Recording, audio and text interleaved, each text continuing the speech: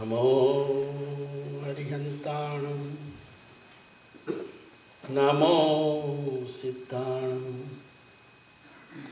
નમો આયર્યાણં નમો વજ્જાયાણં નમો લોય સવ્વસાહુણં એસો પંચ નમોકારો સવ્વપાવપણાસણો મંગલાણંચ સવ્વેસી પડમં હવૈ મંગલમ મંગલમ ભગવાન વીરો મંગલમ ગૌતમ પ્રભુ મંગલમ સ્થૂલિભદ્રાદ્યા જૈન ધર્મોસ્તુ મંગલમ અંગૂઠે અમૃત વસે લબ્ધિ દર્તણા મુંડા શ્રી ગુરુ ગૌતમ સમરિયે મન વાંચિત ફળદાતા ઓંકારં બિંદુ સંયુક્તં નિત્યં ધ્યાયન્તિ યોગિના કામદં મોક્ષદં ચૈવ ઓંકારાય નમો નમઃ. અજ્ઞાનાં તિમિરાંધાનાં જ્ઞાનાંજનશલાકયા નેત્રముન્મિલિतं येन તસ્મૈ શ્રી ગુરુવે નમઃ. ભાવે જીનવર પૂજ્યે ભાવે દીજે દાન ભાવે બાવન ભાવ્યે પામે કેવળ જ્ઞાન. જય ગુરુ. નમસ્કાર. સૌ પ્રથમ શિયાળાની કાતિલ ઠંડી, બહાર ટેમ્પરેચર 25 ડિગ્રી છે, તેમ છતાં આપ સૌ આ સ્વાધ્યાયમાં જે સહયોગ આપ્યો તે બદલ પ્રત્યેકનો અંતઃકરણપૂર્વક આભાર. અનંત ઉપકારી શાસ્ત્રકાર ભગવંતો અનંત કાળથી ચારેય ગતિની અંદર ભટકી રહેલા આત્માને દુઃખમાંથી મુક્ત થાય અને અંતરાત્માની અંદર મુક્ત થવા માટેનું જે અમોઘ સાધન એ શુભ ભાવનો સંચાર કરવા માટે આ જૈન શાસનની સ્થાપના કરે છે. લક્ષ્ય આત્માનું એક જ છે, કર્મોથી મુક્ત થવું. એ કર્મ મુક્ત થવા માટેના જે સાધનો શાસ્ત્રકારોએ બતાવ્યા છે એને બે ભેદની અંદર વણી લેવામાં આવ્યા છે. જે અધ્યાત્મ અને ધર્મની વાત કરી એમાં ક્રિયાત્મક ધર્મ અને બીજું છે ભાવાત્મક ધર્મ. બંને ધર્મની પ્રરૂપણા કરી છે, પણ આ બંને ધર્મ શરૂઆતની ભૂમિકાની અંદર તમામ જીવોને લાગુ પડે છે. કારણ કે ક્રિયાત્મક ધર્મ એ આશ્રવ ધર્મ છે. આશ્ચર્ય એ થશે કે આત્માની મુક્તિ આત્મા પર જ્યારે સકળ કર્મોનો ક્ષય થાય ત્યારે બને છે. અને એ ત્યારે શક્ય બને કે એક પણ કર્મનો અણિયો આત્મા પર ન.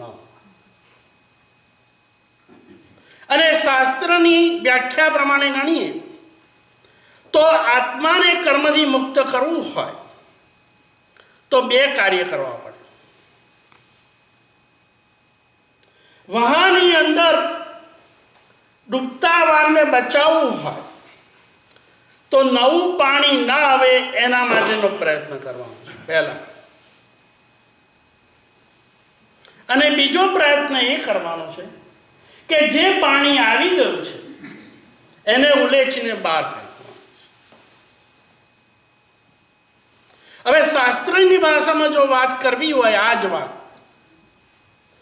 તો નવું પાણી આવતું અટકાવવું હોય એના માટે કયો ધર્મ છે? સંવર ધર્મ છે. સંવર એટલે રોકવું. અને જે પાણી આવી ગયું હોય એને ઉલેચવાનું કામ શાસ્ત્રીય ભાષામાં એને શું કહેવામાં આવે છે? નિર્જરા ધર્મ. હવે ક્રિયાત્મક ધર્મ જે કંઈ છે, સંવર ધર્મ અને નિર્જરા ધર્મ, એમાં આશ્રવ ધર્મ તો આવે જ નથી. તો પછી આશ્રવ શા માટે કહ્યું છે? આશ્રવ એટલા માટે કહ્યું છે કે જ્યાં સુધી અશુભ કર્મ દૂર ના થાય ત્યાં સુધી શુભની જરૂર છે. બહારની કોઈ પણ ક્રિયા કરીએ એ જો સુકૃત હોય, સારી ક્રિયા હોય, પ્રતિક્રમણ, તીર્થયાત્રા, જીન પૂજા, પૂજન, આ બધી જે ક્રિયાઓ આપણે બહારની કરીએ એ ક્રિયાત્મક ધર્મ જે શું બને છે? શુભ કર્મનું આગવું. એટલે એ બધી ક્રિયાઓ તો આશ્રવ થઈ ને. પણ શુભ કર્મની જરૂર શા માટે શાસ્ત્રકારોએ કહી છે? કારણ કે અનંત એવા મલિન જે કર્મો શત્રુ છે, એ શત્રુ આપણા પોતાની આત્માની શક્તિથી જીતી શકાય એવા છે. ઘરની અંદર ચોર, ડાકુ ને લૂંટારા ઘૂસી ગયા હોય અને જો આપણી શક્તિ ના હોય તો આપણે કોને બોલાવીએ છીએ? પોલીસને બોલાવીએ છીએ. પરમાત્મા એ જ કહે છે કે પ્રારંભિક ભૂમિકાની અંદર જો તારે કર્મ શત્રુઓને દૂર કરવા હોય તો તારી આત્માની શક્તિ તો કર્મ એ શું કરી નાખી છે?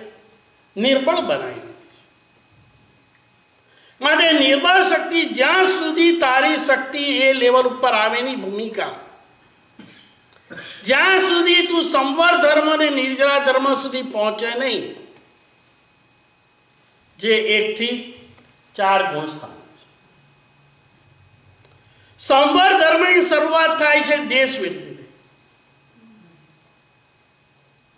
દરેક વિરતિ ધર્મ શેના માટે છે? નવો આવતો કચરો દૂર કરવા માટે છે. પણ ત્યાં સુધી ન પહોંચાય, દેશવૃત્તિ એકે વ્રતનું ઠેકાણું ના હોય ત્યાં સુધી કરવું શું? ત્યાં સુધી એ જ કરવાનું છે. તું પુણ્યનો સંગ્રહ કરતો રહે. પોલીસને બોલાવે અને દરેક સુકૃત ક્રિયા શું કરે છે? પુણ્યનો બંધ કરાવે છે. પુણ્ય આવે છે એમ કેવું છે. પુણ્ય આવે છે, ક્રિયા એ કર્મ. અને પુણ્ય બંધાય છે કે કયા કારણે? પરિણામે બંધ. પરિણામે બંધ કર્યું. પુણ્ય કર્મનું પણ બંધ ક્યારે થાય? જો અંદરના પરિણામો હોય, શુદ્ધ હોય. એટલે ક્રિયાત્મક ધર્મ ભાવાત્મક ધર્મની અંદર જવા માટે છે. બધી જ ક્રિયા કરી હોય, અનેક સામાયિક કરી નાખ્યા, લાખો નોખારવાળીઓ ગણી નાખી, બધા તીર્થોની યાત્રા કરી નાખી, અરે હજારો લાખોના દાન પણ આપી દીધા. પણ આ બધા સાધનો હતા, સાધ્ય નહોતું. બધા સાધનો દ્વારા સાધ્ય શું છે? અંતઃકરણ પરિણામની શુદ્ધિ છે. કારણ કે કર્મનું સંવર અને નિજરા એ પરિણામ ઉપર આધાર રાખે, પરિણામે બંધ.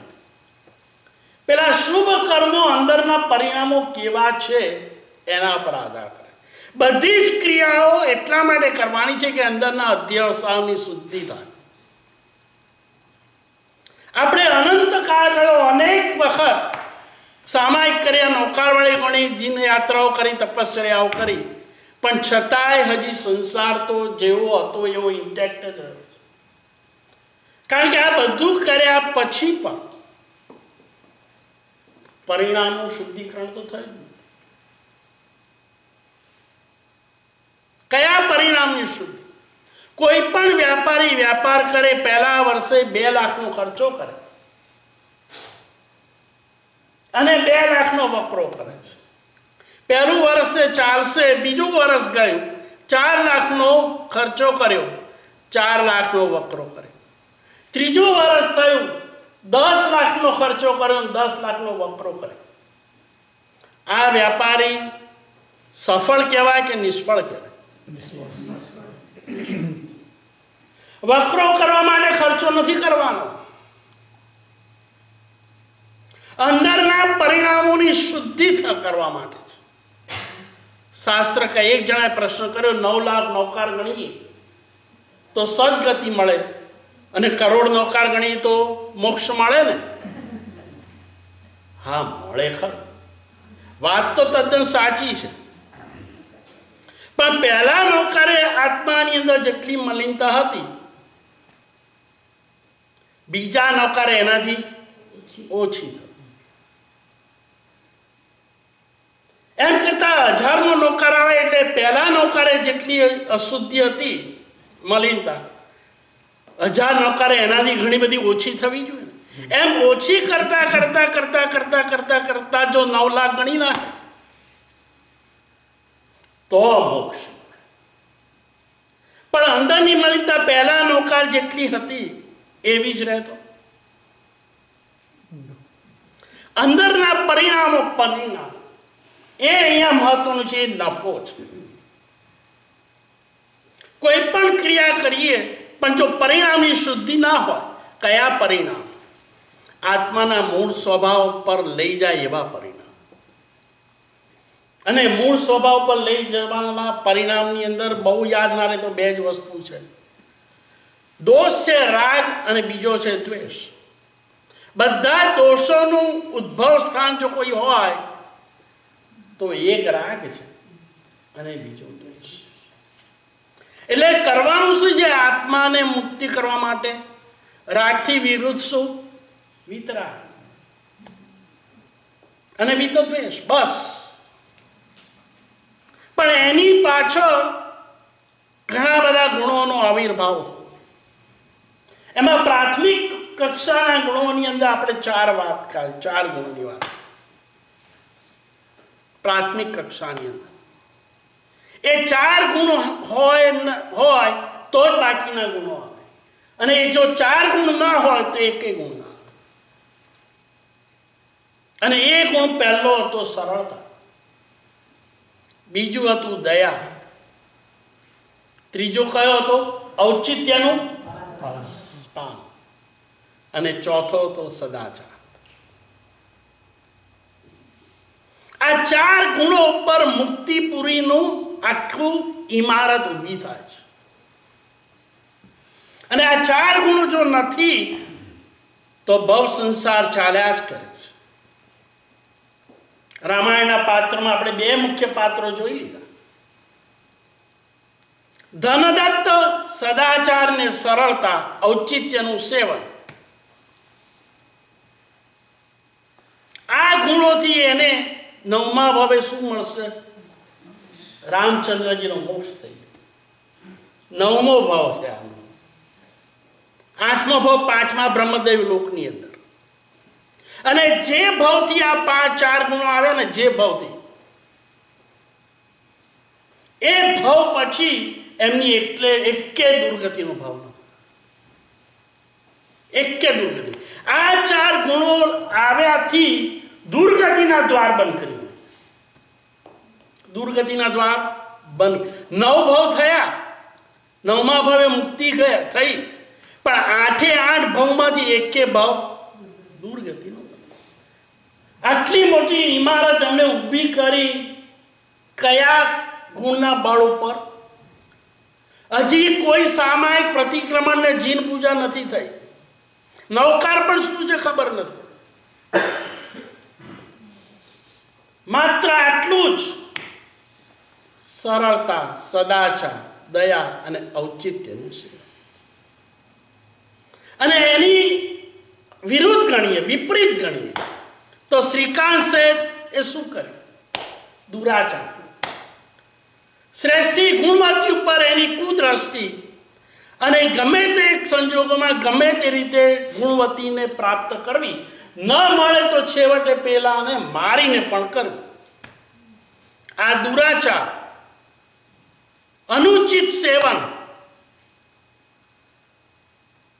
અને નિર્દયતા અને માયા અને કપટ, આ 4 દોષોથી આ શ્રીકાંત શેઠ. પણ આ જીવ પાછો હતો કોણ? ત્રિષષ્ઠી સલાકા પુરુષનો અંદર જીવ છે. અને નિયમ આ ત્રિષષ્ઠી સલાકા પુરુષ નિયમા કેવા હોય? ટૂંક સમયમાં મોક્ષે જનાર. પણ કેટલું બધું ભાવ ભ્રમણ કર્યું. પેલો ધનદત્ત આ 4 ગુણનું સેવન કરતા 9મા ભાવે મોક્ષ, અને શ્રીકાંત શેઠ આ દોષોનું સેવન કરે છે તો અત્યારના ક્યાં આગળ છે? નરકની અંદર છે. લંકાપતિ રાવણ. અને એની સામે એ જ સ્વચ્છંદી ઉગ્રતા કરનાર વસુદત્ત, જેને આમ તો કોઈ વેગવતી સાથે લેવા દેવા નથી, અને એ વસુદત્ત અત્યારના ક્યાં આગળ છે? નરકની અંદર. લક્ષ્મણનો છે. આ 4 ગુણો પેલાને 9મા ભાવે મોક્ષે, રામચંદ્રજી મોક્ષે પહોંચી ગયા, અનંત સુખ મેળવી લીધું, અને વચ્ચે એકે દુર્ગતિ આવી નહીં. અને શ્રીકાંત શેઠ વજ્રકંઠ બન્યા, દુરાચારી અને દૃષ્ટતા કરી વેગવતી માટે. અને વેગવતીનો પિતા કોણ હતો? શ્રીભૂતિ, જે લક્ષ્મણનો જીવ. બંને વચ્ચે ફરી પાછી મારામારી. પેલો સંસ્કાર રોપ્યો કે વેગવતીનો જીવ હોય એટલે ગુણવતીનો જીવ એટલે શ્રીકાંતને પણ જોઈએ, વેગવતી હોય એટલે વજ્રકંઠને પણ જોઈએ, અને લંકાપતિ રાવણ હોય તો સીતાજી પણ મારી થવી. આ ત્રણેય, ગુણવતી જ વેગવતી બની, વેગવતી જ સીતાજી. પણ ટર્નિંગ પોઈન્ટ આવ્યો ક્યારે? લંકાપતિ રાવણને જયઘોષ નામના ગુરુ ભગવાનનો મેળાપ થયો. હવે ટર્નિંગ પોઈન્ટ શરૂ થયો. અને એ ટર્નિંગ પોઈન્ટ થતા પેલા જે દોષો હતા એમાં પરિણામ. ગુરુ ભગવાનના સંસર્ગથી પેલા જે દોષો હતા ને, વક્રતા હતી ત્યાં સરળતા આવી, અનુચિત સેવન હતું ત્યાં ઉચિત સેવન આવ્યું, દુરાચાર હતો ત્યાં સદાચાર. અને એ જ જીવ પ્રભાસ નામનો બ્રાહ્મણ થયો, કનક પ્રભા આચાર્ય ભગવાનનો મેળાપ થયો, અને ત્યાં આગળ દીક્ષા અંગીકાર. ટર્નિંગ પોઈન્ટમાં નિમિત્ત કોણ બન્યું? કોનો સંયોગ થયો? કનક પ્રભા નામના આચાર્ય ભગવાનનો સંયોગ થયો. ત્યારથી શ્રીકાંત શેઠ અને વજ્રકંઠ પ્રભા બ્રાહ્મણ હવે ટર્નિંગ પોઈન્ટ. ખબર પડી, અંદર દર્શન થયું કે હું તો દોષોથી ભરેલો છું, મારા આત્માનું જો કલ્યાણ કરવું હોય તો એક જ રસ્તો છે, આ ધર્મને સ્વીકારવો પડશે. અહીંયા પરિણામ, બહારની બધી ક્રિયાઓ થતી હોય, પણ જો પરિણામની શુદ્ધિ થઈ જાય, પરિણામ 2 પ્રકારના કરવા. પેલા 4 ગુણો આવ્યા પછી એક વધારે ગુણ, સૌમ્યતા, અને એની બીજી બાજુ છે ઉગ્રતા. સંસારી જીવને બહારની અંદર ગમે તેવી પરિસ્થિતિ, ગમે તે સંજોગો, ગમે તે વ્યક્તિ ગમે તે રીતે કાયાથી કે વચનથી ગમે તેવું બોલે કરે, પ્રતિકૂળ કરે, પણ આપણે અંદર ભાવ કેવો ઊભો કરવો છે? સૌમ્યતા જોઈએ છે કે ઉગ્રતા જોઈએ છે? હજારો સામાયિક ને લાખો નોકારવાળીઓને આખી જિંદગી તીર્થયાત્રા કરી, પણ જ્યાં આગળ સૌમ્યતાનો જો ગુણ આવ્યો નથી તો પરિણામ શું આવે? એ પરિણામ માટે આપણે એક પ્રસંગ ઉપર દ્રષ્ટિ નાખીએ. જો કયા કયા આત્માઓની શું દશા થાય છે અને પછી કમ્પેર કરવાની તો મારું શું થશે? સહેજ પણ ઘરની અંદર અવ્યવસ્થિત હોય તો આપણે ઉખડી જઈએ. ટેબલ ઉપરનો કાગળ પવનની એક લહેરીથી પણ જો ઉડી જાય તો ઉછળી પડીએ. એક નાનું જળ કહી શકાય એવું મશીન પણ જો બગડી જાય તો કોઈએ ન બગાડ્યું હોય તો પણ કોઈને શોધીને એના પર આક્રમણ કરીએ. જવાનું અને થોડું પણ વહેલું મોડું થઈ જાય તો ઉકળી જઈએ. તમને લોકોને આટલા વખતથી કહ્યું છે તમે આમ શું કરો છો? અરે યાર શાંતિ રાખ. તું તારું કરતો હોય, ગાડીમાં બેઠો હોય તો નૌકારવાળો ગણવાનો સમય મળી જાય. 10 નૌકાર ગણી લે ને, સુકડા આખડાય છે. પણ આ અનાદિકાળની જે કુટેવો લઈને આવ્યા છે ને એ અહીંયા પણ હજી આમ ઘૂંટ્યા જ કરે છે. અને પરિણામ એક નાની બાબતમાંથી એનું જે પરિણામ શું આવે છે પછી આનાથી વધારે મોટું થાય. શરૂઆતમાં પરણ્યાને 6 મહિના તો એટલા સરસ થઈ ગયેલા, પછી શું કરવા શું થઈ ગયું? જે વ્યક્તિને વાસ્તે ગાતે લાયા હોય એની જ ઉપર દરેક વખતે આક્રમણ. એનો એક શબ્દ પણ સહન નથી થઈ શકતો. હવે અહીંયા શું પરિણામ આવે છે? કુણાલા નગરીની અંદર 2 ભાઈઓએ દીક્ષા લીધી. મહાન આચાર્ય ભગવાનના સંયોગથી શાસ્ત્રના પારગામી બની જાય, શાસ્ત્રના જ્ઞાનના પારગામી બની. સાધના તો એવી છે, એમની ઉપાસના તો એવી છે, આરાધના તો એટલી ઉત્કૃષ્ટ છે. તપસ્યા ઉપર તપસ્યા, શરીર કૃષ કરી નાખે. અને બીજું કશું જ નહીં, દિવસ અને રાત ધ્યાનની અંદર. જ્ઞાની, ધ્યાની અને તપસ્વી અને સંયમી આ 2 ગુરુ ભગવંતો, 2 ભાઈઓ. કુરુ અને ઉત્કુરુ એમના નામ છે. કુણાલા નદી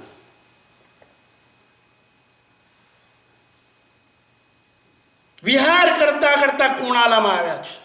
હવે કુણાલા ગામની અંદર રહેલા વ્યક્તિઓ જૈન ધર્મનું નામ પણ સાંભળ્યું નથી. અનાડી બધા. કોઈ એવા મુંડિયા આવે તો એમની મસ્કરી કરે, તાસ કરે કે આ ક્યાં વચ્ચે આવ્યો? વચ્ચે સભાના પરમાં જો પસાર થાય આ અપશુકનીય છે. ઘણા વર્ષોથી કુણાલાની આ પ્રજા આમ સુખી. ચોમાસાની અંદર સારામાં સારો વરસાદ આવે, બધા ખેતીનો ધંધો, બીજો કોઈ ધંધો બનવા જો બન્યું એવું જે વખતે જે સમયે આ 2 ભાઈઓ કુતકુરુ અને ઉત્કુરુ આવ્યા એ ચોમાસાની અંદર વરસાદ નથી. લોકો રાહ જોઈ કે દર વર્ષે છેલ્લા 5 વર્ષથી વરસાદ છે, આ વર્ષે બિલકુલ વરસાદનું પાણી નથી. લોકો અટવાય છે, ટટાય છે પાણી. અનાડી માણસો ભેગા થયા. શું થયું? આ બે મૂંડિયા આવ્યા છે આપણા અંદર. એ જ્યારથી આવ્યા છે ને એમને વરસાદને બાંધી દીધો. પશુ બધા પક્ષી ટળવળે છે, રાહ જુએ છે, ખેતી જ કરશે. જીવનની અંદર આધારમાં 2 હોય તો વસ્તુ કઈ છે? 2 છે. એક રાજા અને બીજો વરસાદ.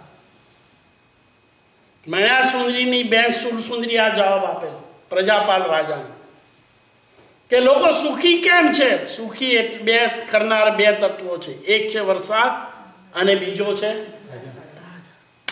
મૈણા સુંદરીને આ પ્રશ્ન કરવામાં આવ્યો, લોકો સુખી કેમ છે? પિતાજી માફ કરજો, લોકો સુખી એમના પુણ્ય. રાજાને વરસાદ તો નિમિત્ત છે. તો આ બે અનાડી હતા. આપણા બે મૂળિયા આવ્યા છે, લોકો ભેગા થયા ગાળો બોલવા. મૂળિયા, તમે નગરમાંથી ન જતા, તમે વરસાદને બાંધ્યો છો. હવે ગાળો બોલે ત્યાં સુધી બીજું અપમાન કરવાનું. કોઈ ભાઈ એવા બધા અનાડી હતા, બધી અવરચંડીઓ કરનારા, એમને તો લાકડીઓથી પ્રહાર કરો. પરિસ્થિતિ આવી. જૈન સાધુ છે, ત્યાગી છે, સંયમી છે, જ્ઞાની છે અને તપસ્વી છે, એટલે એમની સિદ્ધિઓ પણ વરે છે. જ્યાં સુધી ગાળો બોલતા હતા, અપમાન કરતા હતા, અપલાપ કરતા હતા, ત્યાં સુધી તો સહન થાય. આપણે ખમાસનું દઈએ શું બોલીએ? ઈચ્છામી ખમાસમ. હવે એ વિશેષણ એવું છે, જૈન સાધુ માટે આ વિશેષણ છે. આપણે કોણે ખમીએ છે? કોણે? શરીરને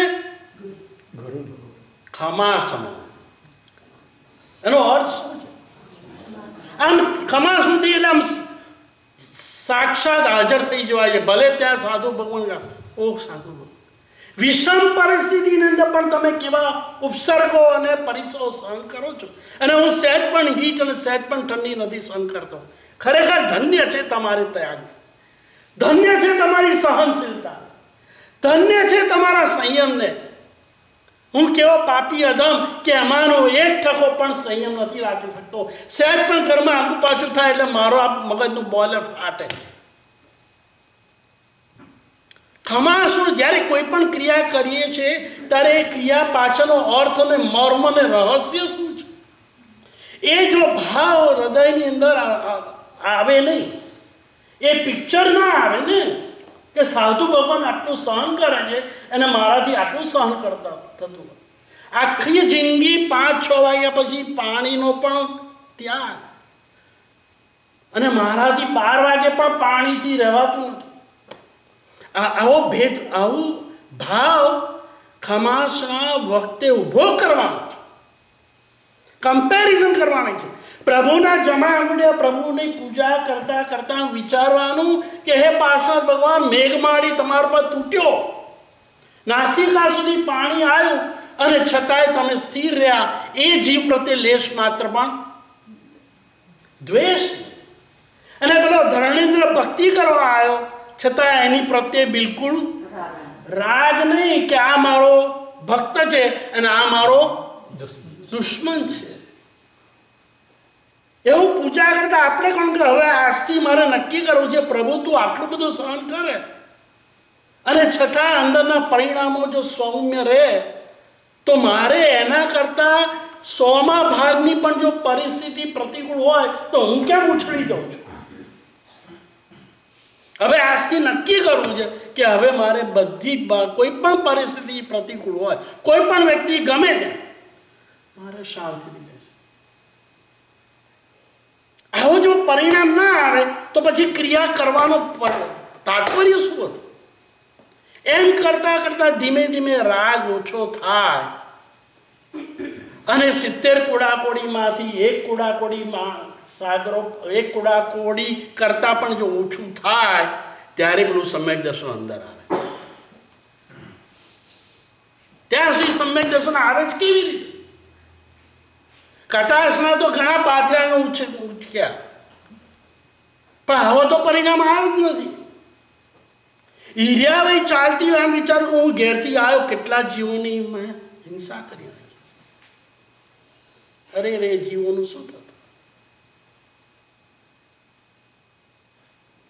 સંકામ ત્યાં લખ્યું નહીં, જીવ્યા વવરોવ્યા.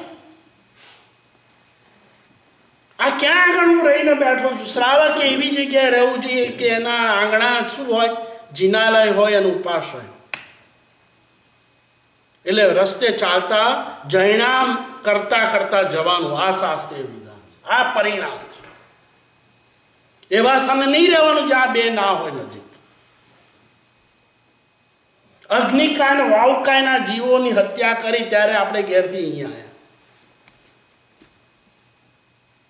પણ આપણને રાગ બેઠો છે. ક્યાંથી સમ્યક દર્શન સુધી પહોંચાશે? આગળના ગુણસ્થાનકની તો વાતો હજી દૂર. તો પેલા ઉગ્રતા, બે સાધુ ભગવંતો આટલા જ્ઞાની ધ્યાની અને જે પેલા લાકડીથી પ્રહારો થયા ને એટલે આમનું મગજનું બોઇલર ગયું. હવે તો આ લોકોને સીધા કરવા, એમને વરસાદ જોઈએ છે ને, અને વચન સિદ્ધિ તો હતી જ. એટલે એમને ત્યાં આગળ એક જણાએ પ્રાર્થના કરી કે વર્ષ્યા જ કરો. એક બોલ્યો ઉત્કુરુ અને ઉત્કુરુ, કુરુ અને ઉત્કુરુ. તે એકે જણાએ કહ્યું કે વર્ષ્યા જ કરો. બીજાએ પછી એની સામે શું જવાબ આપ્યો ખબર છે? 1-2 દિવસ નહીં, 5-10-15 દિવસ સુધી વર્ષ્યા કરો. પછી એની સામે ત્રીજો શું બોલ્યો? માત્ર દિવસે નહીં, દિવસ અને રાત વર્ષ્યા કરો. એની સામે ચોથો બોલ્યો કે ખાલી ધારા નહીં, મુશળધાર વર્ષ્યા જ કરો. એમની ક્ષમતા ખૂટી. અને આ બે ભાઈઓએ આ રીતે શ્રાપ આપ્યો. આખી કુણારા નગરીની અંદર 15 દિવસ સુધી દિવસ અને રાત એટલો બધો વરસાદ વરસ્યો, આખી કુણાલા શું થઈ ગઈ? જળબંબાકાર. 15 દિવસમાં તો અહીંયા સમુદ્ર જેવું થઈ ગયું.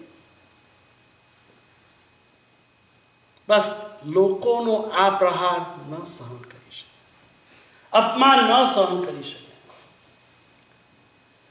કયા આ આત્માઓ કેવા હતા? શ્રમણ, જેને લોકો શું કરે? ખમાસ મૂકે. ત્યાં એમને ક્ષમા ગુમાવી. કર્મ સત્તા એમના પરિણામ ઉપર નજર નાખે. જોઈ લીધું કર્મ સત્તાએ કે આ બે આત્માઓએ ઉગ્રતા કરી, આવેશ અને ક્રોધ પેલા લોકોનો સહન ન કર્યો અને એમને શ્રાપ આપ્યો. આખી કુણાલા જળબંબાકાર ગઈ. પશુ પક્ષી માણસો એમનું બધું જ ઘર બહાર બધું શું થયું?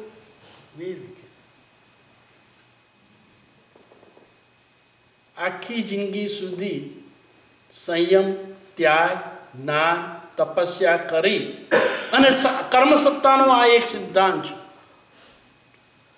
આની નોટ કરી લેવા જેવી છે. અનંત પુણ્ય ઊભું કર્યું હોય પણ એક તીવ્ર પાપનો જો પરિણામ થઈ જાય તો પેલું અનંત પુણ્ય શું બની જાય છે? પાપમાં સંક્રમણ થઈ જાય છે. 8 કરણ કર્મ સિદ્ધાંતની અંદર છે. એમાં એક કરણ શું છે? સંક્રમણ. પુણ્યનો શું થયું? કોઈ પ્રશ્ન કરે કે એમનું પરિણામ શું આવ્યું? કુરુ ને ઉત્કુરુ સાધુ ભગવાન, જ્ઞાની ધ્યાની ને સંયમ, આખા ગામના તમામ જીવો પર એમની જે નિષ્ઠુર રીતે ક્રૂરતાની દ્રષ્ટિએ એમને એ તો વિચાર કરવો હતો કે એ તો અજ્ઞાની છે ને અનાડી છે, પણ અમે કોણ છે? વિતરાગ પરમાત્માના અમે સંતાનો કહેવાય. અમારે તો કોઈ પણ સંજોગોમાં શું રાખવાનું? સૌમ્યતા અને સમતા. પણ ઉગ્રતા કરી ક્યાં મૂક્યા? કર્મ સત્તાએ આ બંનેને ક્યાં મૂક્યા ખબર છે? 7મી નરકની 33 સાગરોપમની જેમ. 33 સાગરોપમ, એમાંથી 1 સેકન્ડ પણ ઓછો ન કરી શકાય. 5 કરોડ ઉપરાંત રોગો એક સાથે હોય 7મી નરકના. ક્યાં ગયું પેલું? તપ બચાવ્યું, જ્ઞાને બચાવ્યું, સંયમ ત્યાં કામમાં આવ્યું. કર્મ સત્તા તમે કેટલી ક્રિયા કરો છો, કેટલા નવકાર ગણો છો, કેટલા સામાયિક કરો છો એના ઉપર નથી જોયું. કેટલી તીર્થયાત્રા કરાય એના ઉપર દ્રષ્ટિ નથી નાખતું. કર્મ સત્તાની નજર અંદર શું ચાલી રહ્યું છે, કેવા પરિણામ તમે રાખો છો. અને આ તો ટેસ્ટ હતો. ટેસ્ટમાં ફેલ ગયા એટલે પતી ગયું. આખી જિંદગી કરેલો વિચાર એ કરવાનો છે કે આવા જ્ઞાની ધાની સંયમી આત્માની જો આ દશા થઈ, આપણે ક્યાં છે? જ્ઞાની ભગવંતે કહ્યું છે કે આ તો બધું પાયાની વાત છે, સૌમ્યતા. પેલા 4 ગુણ પછી આગળનો એક ગુણ આવ્યો, સૌમ્યતા. અને આ કયો ગુણ છે? સમ્યક દર્શનનો નહીં, દેશવૃત્તિનો નહીં, સમ્યક દર્શન ચોથા ગુણનો, ચોથા સ્થાનનો નહીં, દેશવૃત્તિ એટલે 5મા ગુણ સ્થાનકનો નહીં, સર્વવૃત્તિ 6ઠ્ઠા ગુણ સ્થાનનો નહીં, માર્ગાનુસારી. સમ્યક દર્શન જેમને ખબર ના હોય, પહેલું સ્ટેપ આવે મિથ્યાથી, પછી બીજું સ્ટેપ, પહેલું માર્ગાનુસારી આવે. અને માર્ગાનુસારી સમ્યક દર્શન તો હજી ઘણું દૂર છે. 35 ગુણોમાંથી આ બહુ મહત્વનો ગુણ આપ્યો છે. કયું? સૌમ્યતા. આત્માની અંદર, ચિત્તની અંદર, મનની અંદર ચિત્ત પ્રશાંત સ્વભાવ. મુખ ઉપર પણ શાંતિ હોવી જોઈએ. ઉકળાટ, ઉશ્કેરાટ અને ઉદ્વેગની એક પણ રેખા ન હોવી. બહારની ગમે તે, અરે અપમાન કરે તો શું વાગી? તને વાગી ગયું? અને વાગ્યું તોય શું? ખીલા તો નથી ઠોક્યા ને? અરે 2 શબ્દો કહી દીધા આવા પ્રસંગે, શબ્દો કીધા પણ શબ્દો તો ક્યાં વાગ્યા છે? તમે સ્વીકારો તો વાગે, ના સ્વીકારો તો શું કરવા? જેવો ભાવ બીજાને આપશો એવો ભાવ સામે. કેટલાક કહે છે કે જૈન દર્શનકારોએ જૈનોને જ કેવળ જ્ઞાન મળે એવું કહ્યું હતું. અમે જૈન કોને કહીએ છીએ? એની વ્યાખ્યા શું છે? કુરુ ને ઉત્કુરુ. આટલા જ્ઞાની હોવા છતાં પણ હવે 33 સાગરોપમ સુધી 7મી નરકમાં સબર છે. કર્મ બેલેન્સ માત્ર શરમ રાખતું નથી. તો કર્મ અન્યાય છે? કર્મ સત્તા ન્યાય, બિલકુલ ન્યાય છે. સદભાવ કરનારને બક્ષિસ આપે છે, દુર્ભાવ કરનારને શું આપે છે? દંડ આપે છે. પણ બક્ષિસ તો ક્યારે મળે? પ્રતિક્રમણ કરીએ, સામાયિક કરીએ, યાત્રા કરીએ ત્યારે મળે. એ કરવાથી પુણ્ય મળે ખરું, પણ એ બધું કર્યા પછી પણ અંદરના પરિણામોનું શું કરવાનું હતું? શુદ્ધિકરણ. જેને પરિણામોનું શુદ્ધિકરણ કર્યું, એને આ ના કર્યું ને તો પણ મોક્ષમાં પહોંચાડી દીધું. પરિણામનું જેને શુદ્ધિકરણ કર્યું અને ક્રિયા ઓછી કરી, એ પણ ક્યાં પહોંચી ગયા? એ બહુ સરસ એક દ્રષ્ટાંત છે, બહુ અદ્ભુત છે. થોડુંક લાંબુ છે પણ મારે આ પોઈન્ટ ઉપર આપણે એના પર વિચાર કરીએ. ચંપાનગરીની અંદર કૌશિકાર્ય નામના એક ઉપાધ્યાય, અને ઉપાધ્યાય નગરની અંદર જે લોકો સહાધ્યાયી હોય એમને ભણાવવાનું કામ. એ જમાનાની અંદર જેને અભ્યાસ કરવો હોય એ બધા ઉપાધ્યાય રહેતા હોય, એમને પાસે ગુરુકુળ જેવું રહે. એ વખતે મનીનું ટ્રાન્સેક્શન નહોતું. શિષ્યો ત્યાં આગળ રહે અને એના બદલામાં વિદ્યાને પ્રાપ્ત કરે અને ગુરુનું શું કરે? વૈયાવત કરે. એમના માટેની રસોઈ પાણી કરે, એમના કપડાં ધોવે, એમની માલિશ કરે, કોઈ વસ્તુ જોઈતી હોય તો લઈ આવે. આ બધું કામ કોણ કરે? શિષ્યો. અને વિદ્યાનો અભ્યાસ કરાવવાનો. હવે એમને 2 શિષ્યો એવા હતા,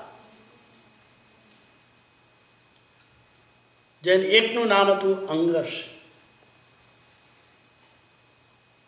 જૈન નહોતા, પણ જૈન શાસ્ત્રકારોએ આ અંગર્ષની નોંધ લીધી. નૌકાર મંત્ર સાંભળ્યું નથી, શું છે એ પણ ખબર, પણ નિષ્ઠાથી આ અંગર્ષી આ ગુરુની સેવા કરે છે અને બહુ જ સૌમ્ય છે. એમનો ચહેરો શાંત છે, કોઈ ક્યારે ઉગ્રતા નહીં. સમર્પિત છે. શબ્દ સાંભળ, સૌમ્ય છે, બીજું શું કહ્યું? સમર્પિત. સમર્પિત એટલે ગુરુ કે એમની આજ્ઞા એમની શીખ. ત્રીજું કર્તવ્ય પરાયણ છે. જે કંઈ કામ સોંપ્યું હોય ખંતથી મારા ગુરુનું કામ છે.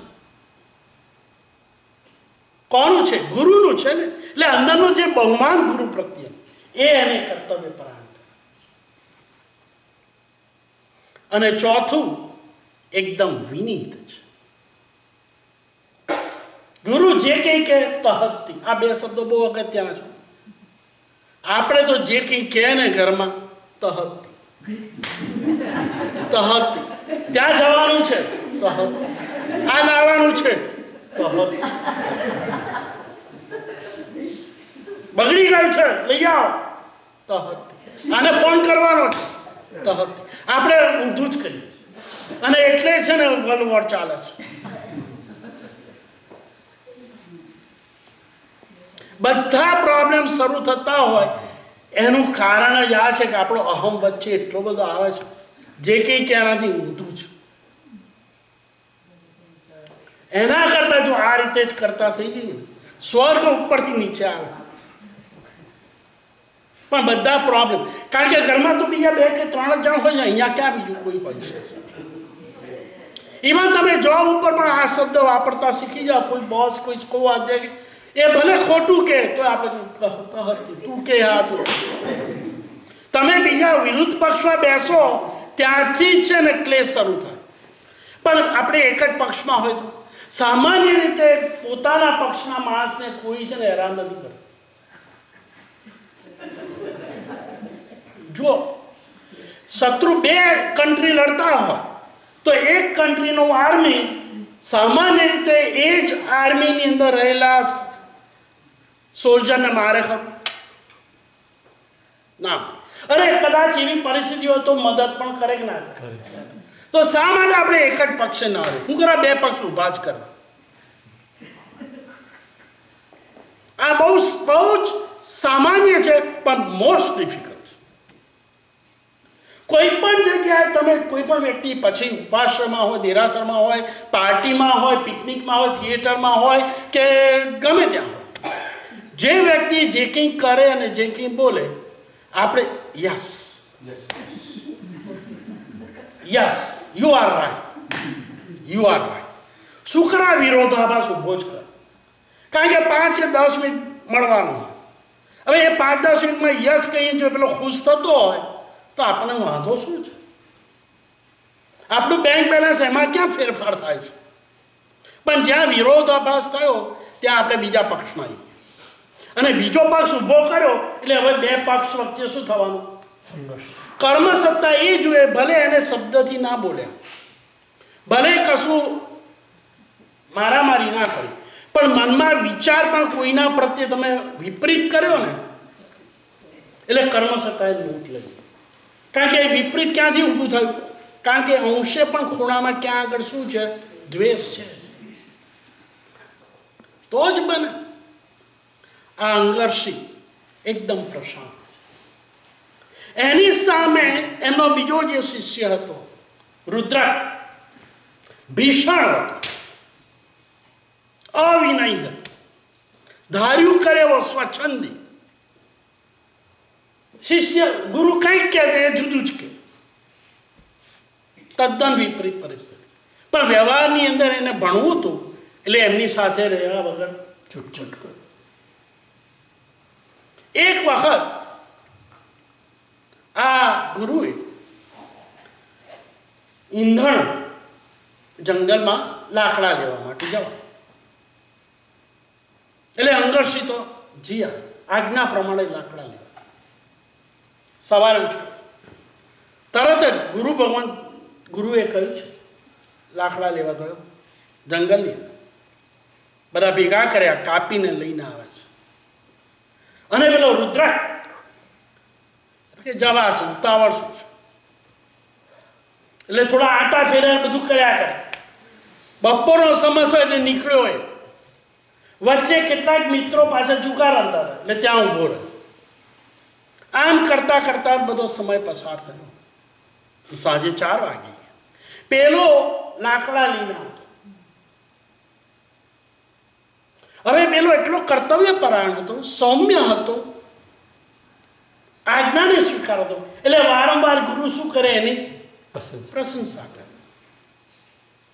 અને આ અળવિત્રો માણસો બીજાનો પણ પ્રશંસા સાંભળી શકે નહીં. આવા એક દોષ હોય ને એટલે બીજા દોષો જોડે. એટલે એની હંમેશા શું કરે? ઈર્ષા કરે, નિંદા કરે કે ગુરુનો આ વધારે પ્યારો છે અને હું કેવો છું? દવલો છું. એટલે વારંવાર એના મગજની અંદર પણ એમ ના જોઈએ કે ગુરુને આ કેમ પ્રિય છે. એના શરીરને પ્રિય નથી, એના ગુણોને કારણે. કોઈ પણ વ્યક્તિને પ્રિય હોય એનું કારણ એના ગુણોને કારણે. પણ સંસારમાં છે ને સ્વાર્થ પણ કામ કરતો હોય છે. હવે પેલા એ શું કર્યું કે લાકડા તો લઈને આવવા જ પડશે. એટલે એ પણ ગયો. એમાં વચ્ચે એક વૃદ્ધા વળી ગઈ પોતાના ઘર માટે. લાકડા કાપી એનો ભારો બનાવી અને આવતી હતી. અને પેલો ગયો રુદ્રા, એને જોઈ પેલી વૃદ્ધા, એને થયું કે ટાઈમ થઈ ગયો છે. એટલે એને શું કર્યું? પેલી વૃદ્ધા પાસેથી લાકડાનો ભારો માથેથી જૂઠવી. પેલી ઝપાઝપી થઈ, એમાં એક લાકડું જે હતું એના માથે એને માર્યું. ત્યાં જ પેલી એક તો વૃદ્ધ હતી, થાકી ગયેલી, અશક્ત હતી, અને માથે લાકડાનો પ્રહાર. ત્યાં પેલો ચમકી તો ગયો, પણ હંમેશા અવળચંડી કરનારા છે ને એની મર્યાદા બધી ચૂકી શકે. એને જોયું કે પેલો હજી તો લાકડા લઈને આવે છે, અંગરસિંહ વાર લાગશે. પેલો લાકડાનો ભારો લઈ દોડ્યો, શોર્ટ માર્ક લઈને ગુરુ પાસે આવ્યો. ગુરુ લાકડા. ગુરુ વિચારે અંગરસિંહ કેમ ના? જુઓ, અત્યાર સુધી પેલી પ્રશંસા થતી હતી, અંદર શું હતું? અગ્નિ બળતો હતો, છાતીમાં ખટકો થતો હતો.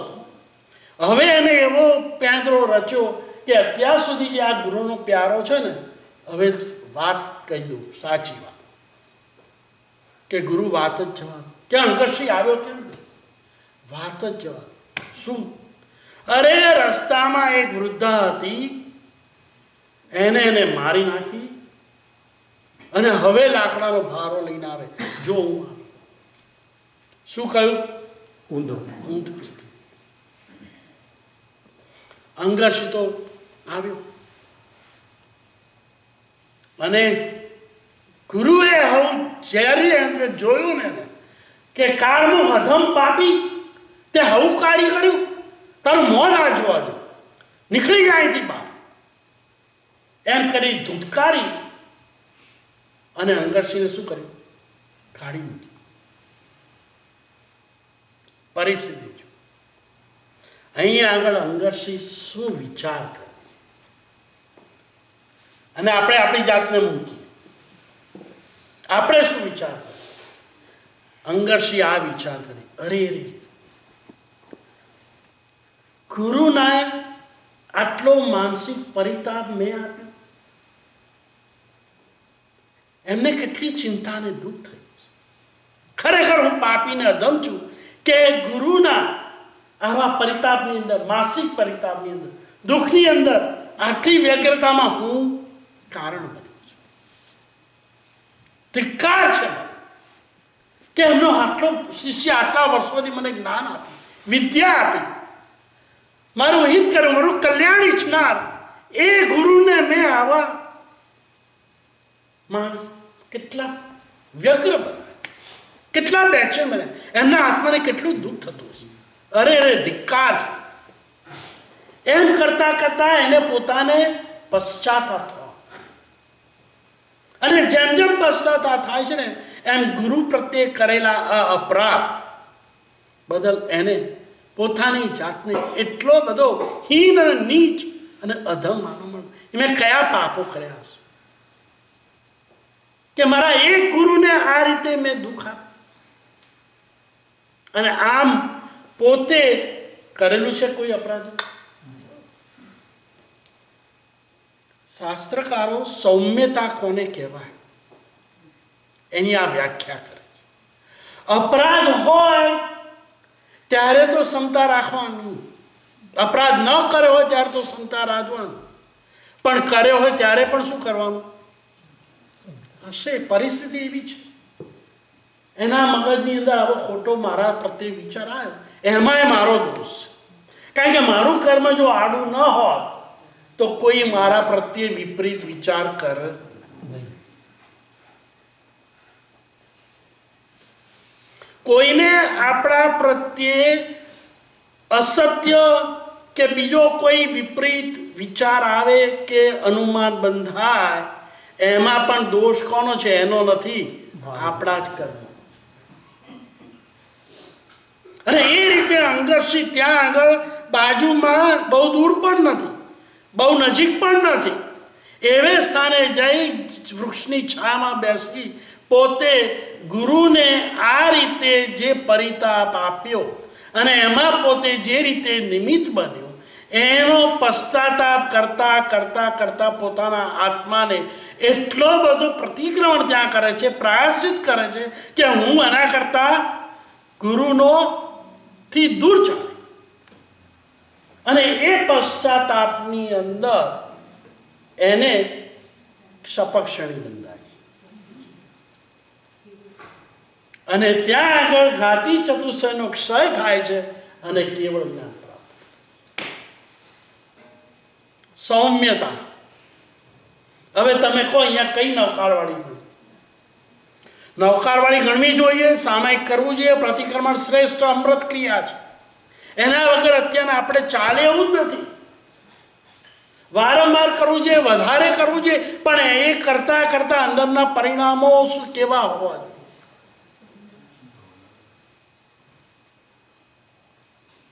અંગરસિંહ શાસ્ત્રકારોએ આની નોંધ લીધી છે. આ જૈન દર્શનકારોએ જે શ્રુત જ્ઞાન લખ્યું છે એની અંદરનું આ દ્રષ્ટાંત છે. તમે વાંચો લખ્યું છે મહાત્મા અંગરસિંહ કેવળી બની. હવે જૈન હદ કહેવાય કે ના કહેવાય? આપણે જૈન કોની વ્યાખ્યા કરીએ? પૂજા કરીએ, પ્રતિક્રમણ કરતો હોય, સામાયિક કરતો હોય, દેરાસરની આસપાસ ફરતો હોય અને જૈન કુળમાં જન્મ્યો હોય. મારા મા બાપ પણ જૈન હતા એટલે હું પણ જૈનનું લેબલ નથી. જૈન એ જીતે એને. અંગરસિંહે રાગ અને દ્વેષને જીતી લીધા. હવે એને એવું પણ કર્યું, ગુરુને વાત પણ કરી કે તમે શું વાત કરો છો? આપણે હોય શું કરીએ? કીર્તિભાઈ શું કરે? શું વાત કરો છો? ક્યાંથી આવ્યું? હું તો લાકડા લઈને સીધો આવેલો, તમારું મગજ ભરી ગયું. આપણે જ આમ જ તમને અક્કલ જ નથી, તમે જાણતા જ નથી, પાછો પ્રતિકાર. હવે આપણે એ નક્કી કરવાનું છે આપણો અપરાધ હોય કે ના હોય. સામેથી વિપરીત કે પ્રતિકૂળતા હોય ત્યારે આપણે એનો સ્વીકાર કરી લેવો કે પ્રતિકાર કરવો છે? જે સ્વીકાર કરે છે ને એનો આત્મા સ્થિર બની જાય. જે પ્રતિકાર કરે છે એ કૂટાય છે. પેલો શ્રીકાંત શેઠને ગુણવતી ન મળી એટલે પ્રતિકાર કરવા ગયો અને વસુદાતને એટલે એને મારી નાખી. જો એને સ્વીકાર કરી નાખ્યો, ભાઈ આ જે પત્ની મને રાગ છે પણ હવે બીજાએ સ્વીકારેલી છે તો મારે, જો આ કર્યું હોત તો લંકાપતિ રાવણને અત્યારના જ્યાં છે ત્યાં જવું ના પડે. અને વચ્ચે જે તિર્યંચ અને નરકના બીજા ભવ થયા ત્યાં સુધી ભમવું ના પડે. ધનદત્તની માફક એ પણ મોક્ષે પહોંચી ગયા. બસ પરિણામ એ ભૂમિકાની અંદર એને તો શું કર્યું? પ્રતિકાર કર્યો. જ્યાં પ્રતિકાર હોય છે એટલે તમે ઓપોઝિટ પક્ષમાં રહીએ. ત્યાં ખૂણે ભલે બોલીએ નહીં, કારણ કે બોલી શકવાની તાકાત નથી, પણ મનની અંદર તો દ્વેષ રહેવાનું રહેવાનું ને રહેવાનું. અને કર્મ સત્તાની નજર ક્યાં હોય છે? તમે કેટલા ખમાસણા દીધા એના ઉપર નથી, એ ખમાસણા વખતે અંદરના પરિણામો શું કે આ ભાવમાં તો હવે એક સમાસણ તમારી કક્ષા સુધી પહોંચી એવા છે નહીં. અમારું ચારિત્ર મૌન્ય કર્મ એટલું બધું વચ્ચે છે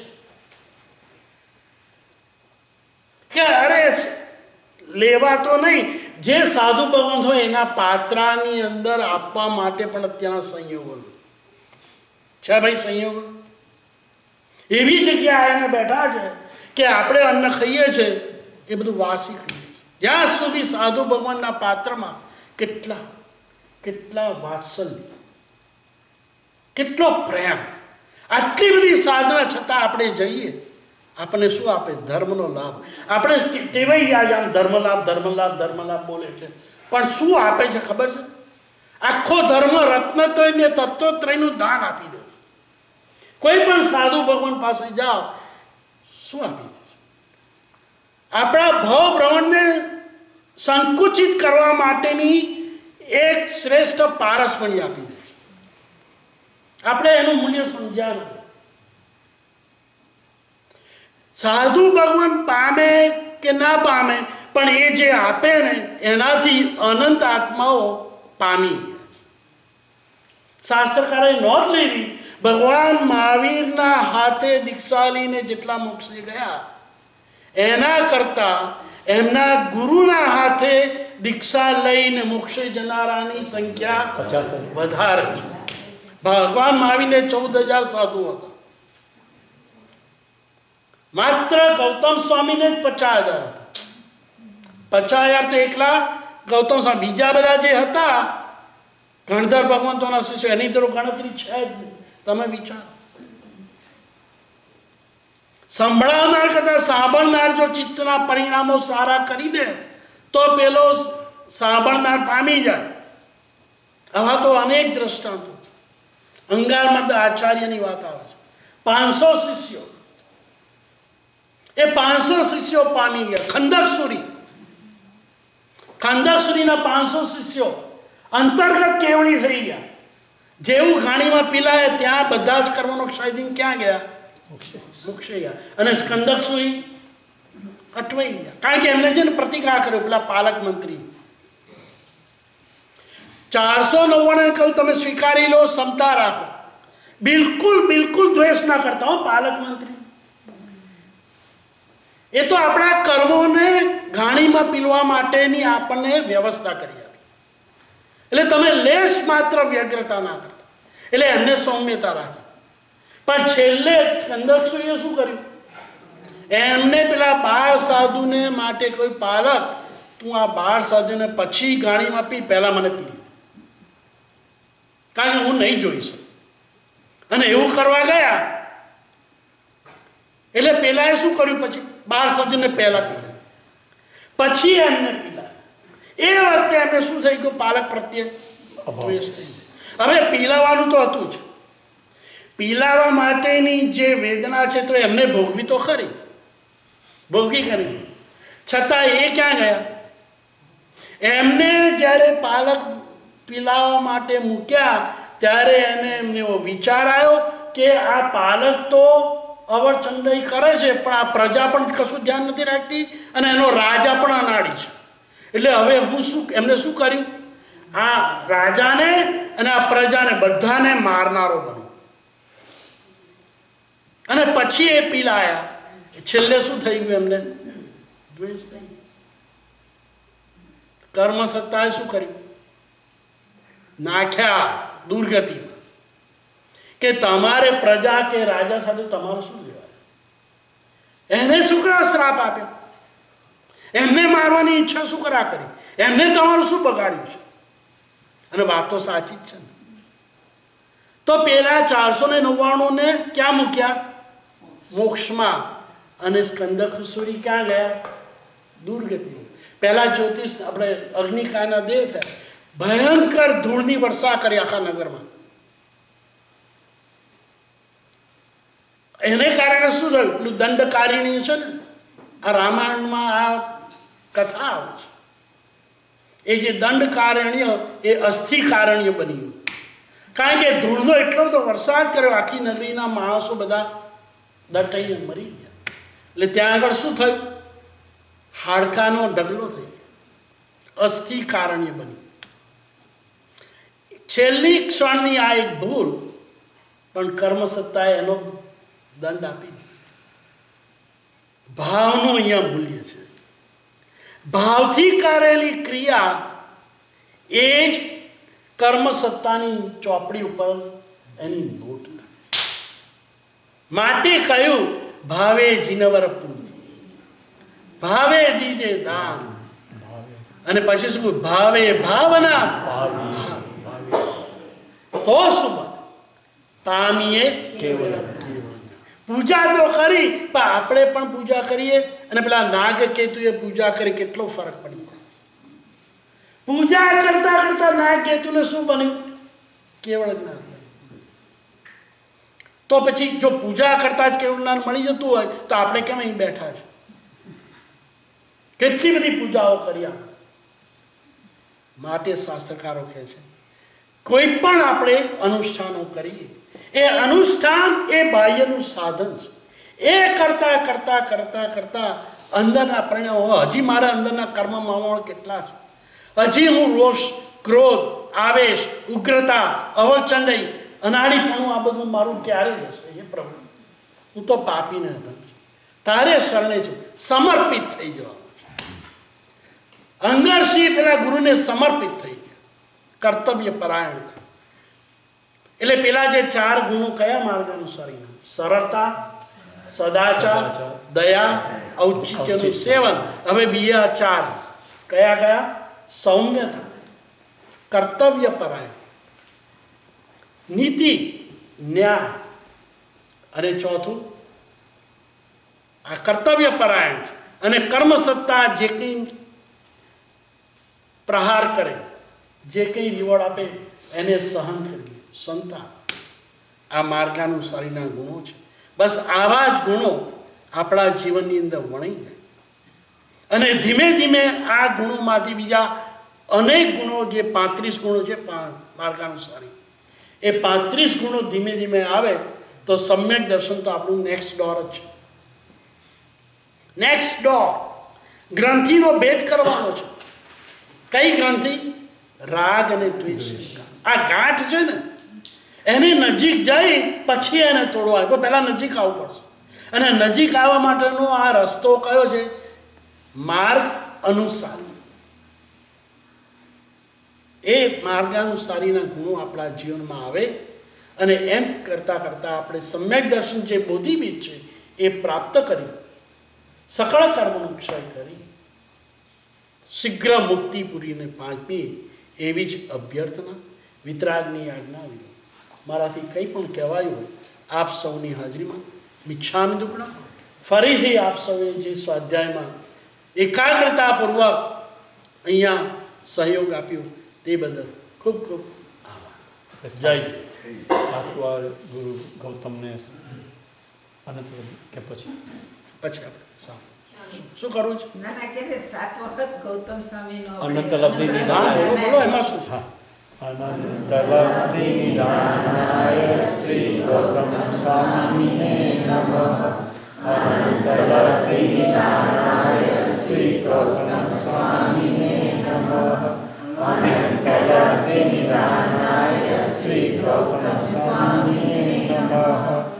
અનંત લબ્ધિ નિધાનાય શ્રી ગૌતમ સ્વામીને નમઃ. અનંત લબ્ધિ નિધાનાય શ્રી ગૌતમ સ્વામીને નમઃ. અનંત લબ્ધિ નિધાનાય શ્રી ગૌતમ સ્વામીને નમઃ. અનંત લબ્ધિ નિધાનાય શ્રી ગૌતમ સ્વામીને નમઃ. इच्छामि खमा सम्रो वंदिवु जामनी जाए निस्सियाए